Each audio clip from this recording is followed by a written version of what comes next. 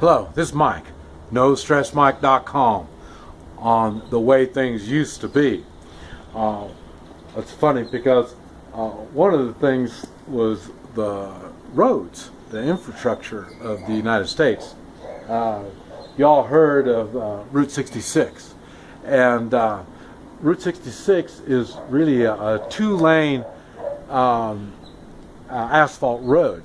And now I didn't drive from one end to the other, and I think it starts, I think, somewhere in Illinois, and it goes out to California, something like that. But anyway, I drove a lot of it, and it was just a two-lane asphalt road. And it was funny because I would hear stories that they would, the old grumpy old men from before would talk about how some of it wasn't even asphalt. It was gravel roads, some of it. So I'm sure in the 40s, when they came back from World War II, the young men came back from World War II, and they got their motorcycles and their cars and stuff like that, they'd be driving Route 66 and roads like that. And I did in like I say, now I'm at that, let's see, the early 70s I was in Kansas and my wife was down in Oklahoma. And well, I'll tell you the truth, it was from Topeka to Bartlesville. Bartlesville's on the north part of Oklahoma, and Topeka's on the north part of Oklahoma. So really just going from the top to the bottom part of Kansas. And I remember it was a long drive and very difficult. Now, most of it was on Highway 75, and it was two-lane asphalt, and wasn't kept up very well at all. A lot of potholes. And we would, and then it got down to real thin. I mean, I remember when the semis was on there, when you saw a semi coming, you have to slow down a lot and pull way over. A lot of times your tires would go off the side of the road when you meet a semi.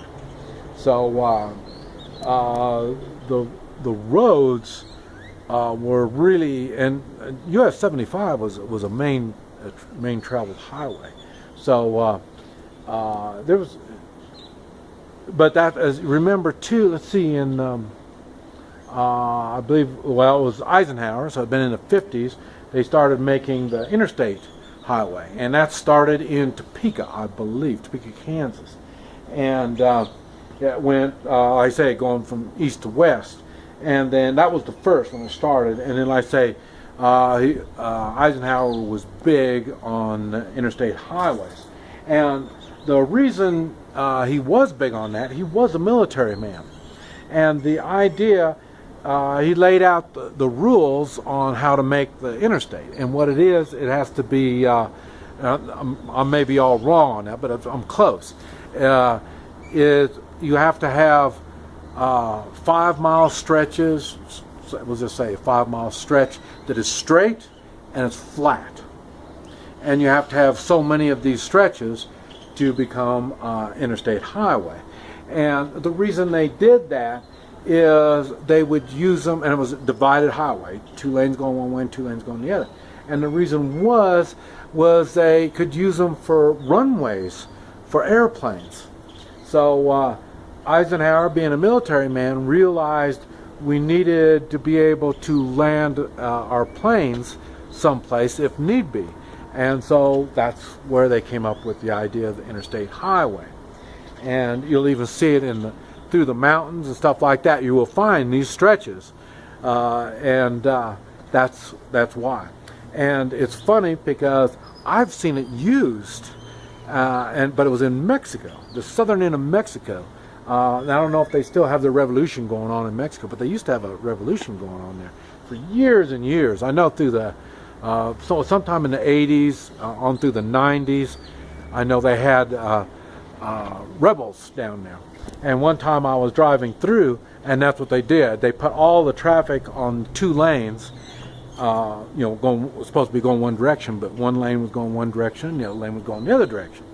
And the 2 lanes on the other side, that's where they had all the helicopters. You could see tents. They had tents put up, and they had all this stuff. And this was in a swampy part of what do you call it, Mexico, the tropical, not wasn't even tropical, jungle. I mean, it was pretty swampy there.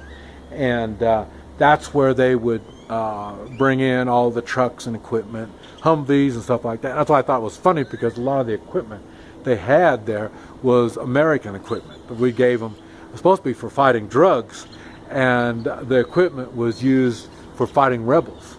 So it just so I've seen the highway system being worked like Eisenhower pictured it to being worked. So it does do its job the way it is. Now, like I say, so the highways, you have the state highway, you have federal highways, you have county highways, you have state highways, and then you have the federal highways. And the federal highways are the ones where they made interstates out of them. And I'm not sure how they figure out how they're going to maintain them and stuff like that. I know it was funny because talking about the one in Topeka, it was in Topeka going west was where the interstate was. And Kansas had this brilliant idea, well, we can go on, we'll run another interstate highway going towards Kansas City. And so they did, and the state said, well, we're going to go on, we'll take care of that. And they did, and they went on and put a toll on there. And just to show you how corrupt and screwed up things were, they said, well, once you're going to charge a toll, and then once the toll pays off the highway, well, then it'll be just like the regular interstate highway. And for one thing, I think they said like 20 years it was going to happen or something like that. Well, it's from the 50s, till now, they still got that toll. And it was funny because at one time they found out that the money that they were collecting on that toll was going to KU, Kansas University. So the money was being filtered out and being used on other projects. And that's what we know of is KU. I mean, no telling where all that money's gone. But one thing, they didn't stand by their word about getting it paid for. It just doesn't happen. So, but that just lets you have an idea about how the highway systems is set up. Now, I forgot now, but there's some highway, I want to say in Iowa or Indiana, I think it was someplace like that. Spain bought a toll road. And I thought it was so funny. Why would any country sell their infrastructure to foreign countries or businesses from foreign countries? I thought that was really, really odd. But, just to let you know how naive I am. And then it comes now, they made, it's already in the planning stages. I don't think they've started working on it yet, but what they're going to do is make a highway going from Mexico to Canada straight through. And it's going to be, they're going to use Kansas City, a place in Kansas City, outside Kansas City, is going to be a port of entry. So, in other words, they're going to cut the United States in half. And I believe, I'm not really absolutely sure exactly how it works. You can check it out. I'm sure they got information on it on the internet.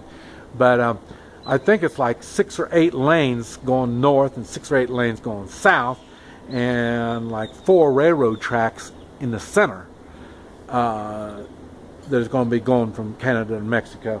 And like I say, it'll be stopping in Kansas City. In other words, it's going to be like producing a river right through our country. The only way you're going to be able to cross over will be bridges or tunnels. Either going to go under or go over those, in which now they've got control. I mean, it's just like the Mississippi, there's there's only so many bridges you can cross the Mississippi on. And whoever's got control of those bridges are the ones that has control. And it'll be the same thing on this other thing. And these roads that's cutting the United States in half is going to be international property.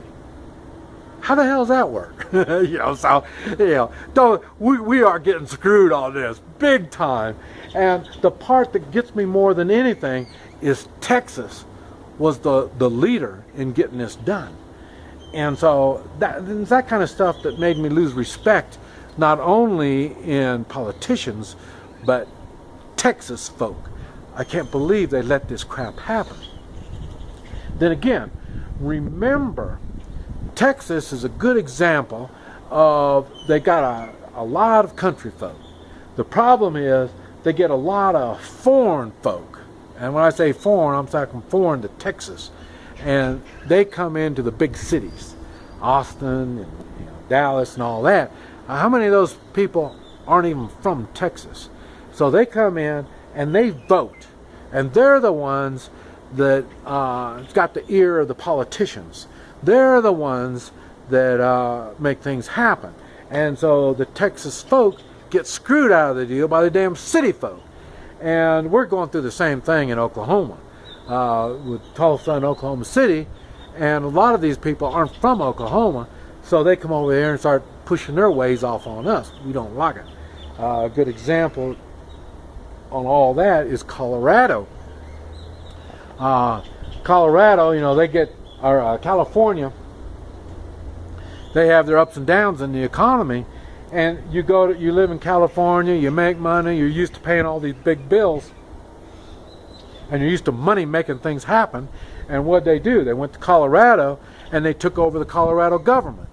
There was enough people. That's why majority rules is not a good thing. That's why we don't do that. We're a republic. We have people that represent us. There's supposed to be people with morals and character that can represent us properly. That's the way the United States was set up. But what's happened is, like I say, California folk moved to Colorado. They outnumbered everybody, and they don't mind all the high prices, and they make all the high prices, and they screwed up Colorado. And that's exactly what's going on in Oklahoma, and like I say, Texas they're all screwed up because of the city folk. And it's what city folk from, like I say, East Coast and West Coast, that they get so screwed up over there, they want to bring their screwy ways into the center part of the United States. But that's the way they do it. That's exactly the way they do it. And so you have to be aware that we as true Americans are at a disadvantage, and that's why we're back to the three-man militia. I push the three-man militia. That's the only way we can defend ourselves against all this that's going against us. And if we can take care of our own small little communities, then we have a chance to get some kind of control back into our lives. But you watch the roadways, they're trying to avoid all the small communities. They want to try to crush the small communities economically that's another reason why a Walmart comes into these small communities, kills off all the businesses, and then they close up the Walmart and move on. But they made a new highway so you can get on the highway and go on down the road and do your shopping. But that's how it works. This is Mike, NoStressMike.com.